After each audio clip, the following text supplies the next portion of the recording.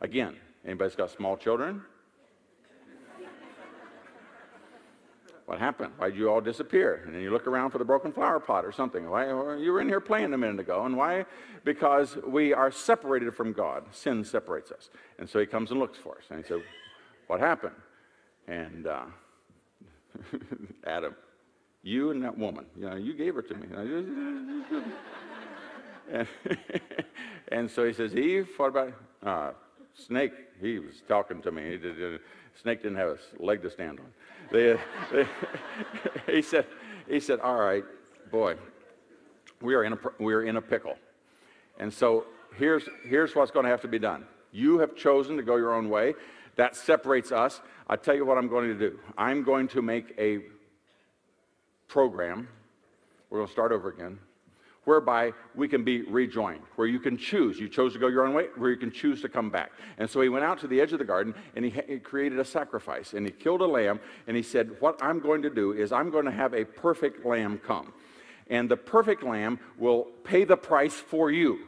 And just as you chose to go your own, if you will choose to accept that sacrifice on your behalf, then I will, they use the term impute, I will take the righteousness of that perfect lamb and I will apply it to you so that you can then be restored. And in anticipation of that happening, I am therefore going to ask you to do this. And if you choose to do it, then I will recognize your heart having made the decision to do it, and I'll restore you. And so they did that. Now how did that work, and why was that necessary?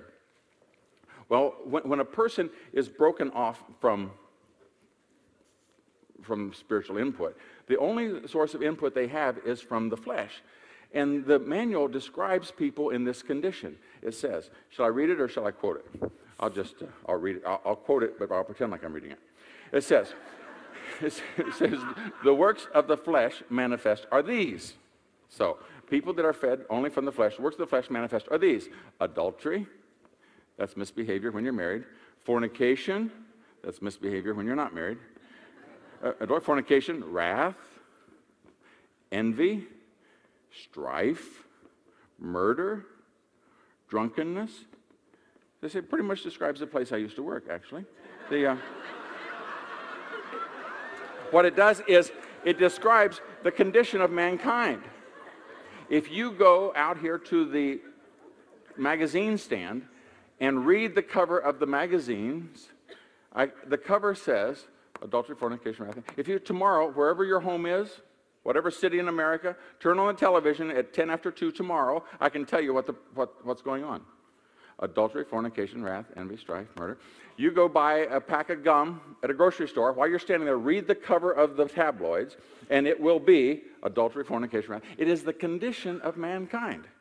It is the natural outgrowth of a person who is fed only from the flesh. So, they did a poll of college students all over the world. What is the whole purpose of man? Why are we on this earth? The answer that came back, first of all, would be to achieve love. What the world needs now is love. If we could just have love, that would do it. Love would be the ultimate calling. Put that on your shirt. Love, and then the second one is to find happiness. That's why we form corporations and families and civilizations and all that, is to find happiness. The answer that came back third was peace. That was the reason we're on this planet whirling through the universe. The ultimate purpose of man would be to achieve peace. We just have peace. The manual describes this. It says the fruit of the Spirit is love, joy, peace, long-suffering, gentleness, goodness, faith, meekness, temperance, or self-control. A shorthand is, it's the opposite of this. Instead of wrath, we have gentleness. So the things that man is looking for is found in this spirit area. It's natural to everyone. Everyone needs love. Everyone's looking for peace in their life. But they're spiritually dead.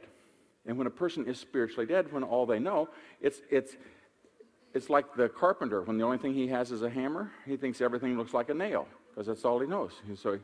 And so when a person, all they know is the physical, then in order to find love, they think, if I just have enough adulterous relationships, then I'll find love. If I just put the body in a new boat, then it'll be happy. If I just get a new kitchen, then I'll be happy. If I just own my own company, then and then everybody wants to have peace in their heart. And so we know where peace comes from, but you're spiritually dead, so peace is through the flesh. So it's like, if I just smoke this, man, I'll be at peace. I'll be at peace. I'll be at peace. If I just drink this, I'll be at peace. Do you see how pathetic that is? How sad that is? That's why the Lord referred to people like this as lost. As lost. Because you can do all that you want to try to do. You can put this in 8 new boats or 7 new airplanes, and the next one will do it, or the 3rd house, or what. All these things, and happiness only comes from over here. But if a person is spiritually dead, they don't know. So he said, here's what we're going to do. I'm going to make this opportunity, and when you willfully choose to do that, then my spirit will re-enter your spirit, and they will join, and now you will become spiritually alive. So when a person is dead, and to become alive, it has to be what? Born again. And it will be born again, and your spirit will come alive. Now, how do we do that? And this is significant now, because, well, I'll get to it in a second. Here's what he said. If thou shalt confess with your mouth, that's physical. If thou shalt, Romans 10, 9 and 10. If thou shalt confess with your mouth the Lord Jesus, and believe in your heart that God hath raised him from the dead, thou shalt be saved. For with the heart man believes unto righteousness, and with the mouth confession is made unto salvation. So if you choose to do this, then I will make that come alive. And when it comes alive, now you have 2 sources of input. Now you have the flesh and you have the spirit. And what happens when that takes place, when that comes alive? I had a real struggle with this, because my understanding was that in order to go to heaven, you had to be perfect. And that was a struggle. And I may have heard me mention that those that are under age 50, I used to say under 30, and then I said under 40, now I have to say under 50 as life keeps progressing. Those that are under 50 do not remember a thing called polio. But there used to be a thing that would come sweeping through the neighborhoods every summer and just wipe people out. In fact, when I first got elected to Congress, in my first breakfast meeting, there were probably 25 or 30 members of Congress around this table. 5 of them were permanently disabled because of a thing called polio. The current chairman of the Joint Chiefs of Staff at this moment, as we speak, has a completely withered left arm. His right arm can go no higher than this. He's never combed his hair. He's never brushed his teeth. And he is chairman of the Armed Services Committee, but he had polio when he was a teenager. He's never driven a car. And it was a bad thing. And my brother got polio. He died on Thursday. My mother died on Saturday. And my father was left with 7 children under age 13. And so the question is, 1 week's fine, the next week's, what do you do in a situation like that? The answer is that you remarry quickly. And, and so he did. And married a lovely lady who was 40 years old, never been married, and so it all worked out really nice. But her father had just died a year before, so now her mother was not only widowed, but losing her only child. And so my dad, he's typical, and just, well, bring her too. That's a different ballgame. So she came, and she was of that school that the Lord sits in heaven with a ball bat waiting to crack you upside the head.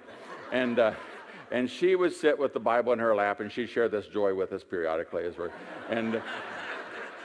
and so I remember one time I came in the house, and we used to have, back in the olden days, we had springs on the door, and the spring would bring the door shut before I had the hydraulic stuff that the rich people had. But when I came through one day, and the screen door made too much noise, and she didn't like that. And so I remember I was taking the steps 2 at a time going upstairs, and she shouted at me, she said, "Bobby," she said, "if you ever get right with the Lord, you won't let the screen door slam." And now I'm no theologian, but I remember thinking at the time, going to hell for slamming a screen door. This is serious stuff. And so the whole idea that I had to be perfect and I had to do all these things, it was just more than I could work. So that's why we need to answer this. Here's what happens. Here's what happens. God said there's nothing you can do. You're in a pickle. I asked you to do this, you didn't do it, now you're in trouble, and you can't get yourself back. So therefore, I will do it for you.